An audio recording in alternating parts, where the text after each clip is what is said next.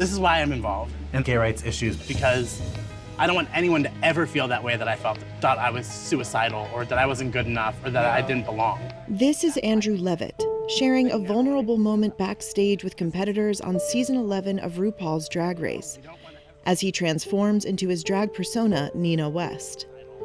Moments like this, in which contestants reveal experiences of homophobic bullying or family rejection, are hallmarks of the show. You know, you don't want to ever feel like you don't matter.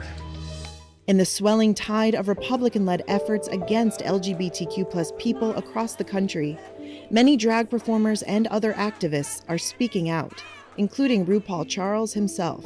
But we know that bullies are incompetent at solving real issues. They look for easy targets so they can give the impression of being effective. Levitt grew up in a conservative family in North Canton, Ohio, and spent time attending Republican Party political functions with his father and grandfather. So I never had come out at home. I remember really very, very strongly not feeling that ability to actually say those words when I was at home in North Canton.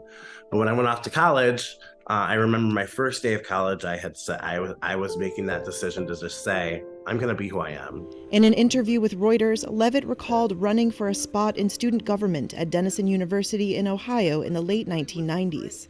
He quickly became the target of hate on campus.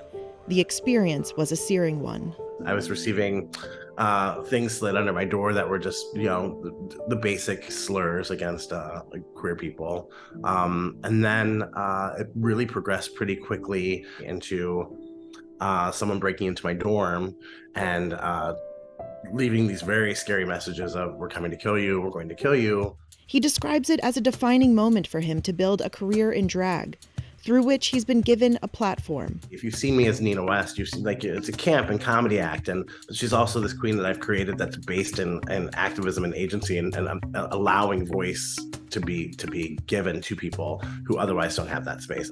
For many in queer communities, drag is a cherished art form that has long flourished in LGBTQ+ venues before becoming more mainstream entertainment within recent years.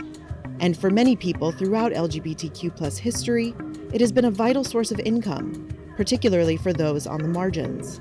Drag queens we were the first ones to throw those bricks at Stonewall. Marsha P. Johnson, Sylvia Rivera were these activists and entertainers and trans people who started the revolution for us. And I know the power of what we do as entertainers and as artists. Last month, Tennessee lawmakers passed a bill restricting drag performances in public or in front of children. The state also banned gender-affirming treatment for transgender youth, measures that put Tennessee at the forefront of Republican-led efforts against LGBTQ+ people. In the 2023 legislative session, states have introduced or advanced more than 400 anti-LGBTQ+ bills in the U.S., according to the ACLU. Many critics have noted that these bills potentially criminalize trans people's mere presence in public.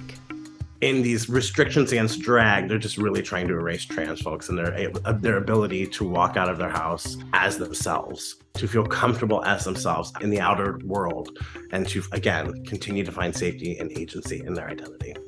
Levitt is currently on tour with the Tony Award-winning musical Hairspray, during which he's speaking out about the growing tide against drag and affirming healthcare for trans people.